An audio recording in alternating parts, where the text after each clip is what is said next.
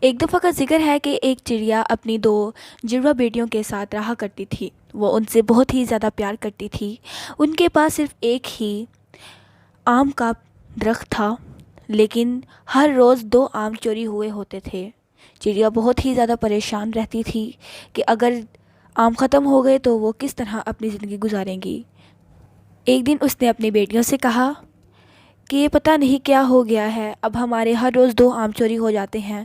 ہمارے آم اچھے ہوتے ہیں مگر پتہ نہیں کون چور چوری کر لیتا ہے۔ اگر اس کا کچھ تو پتہ لگانا ہی ہوگا، چاہے کچھ بھی ہو جائے۔ ہاں امی جان، انہوں نے کہا کہ جی ہاں، آپ بالکل ٹھیک کہہ رہی ہیں، آپ فکر نہ کریں، کچھ نہیں ہوگا ایسا۔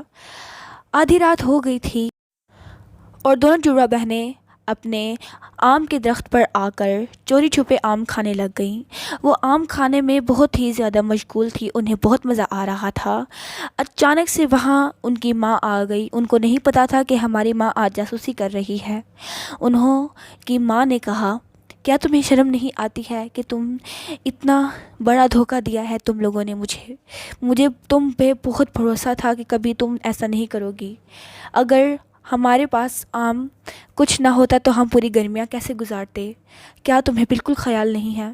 اس کے بعد ان کی بیٹیوں نے کہا، ہمیں معاف کر دے، ہمیں نہیں پتا تھا کہ آپ ہماری اتنی حفاظت کرتی ہیں، ہمیں سچ میں معاف کر دے، ہم آئندہ کے بعد ایسا نہیں کریں گے۔ اس کے بعد سے انہوں نے چوری کرنا بند کر دی اور ہمیشہ خوشی خوشی رہنے لگ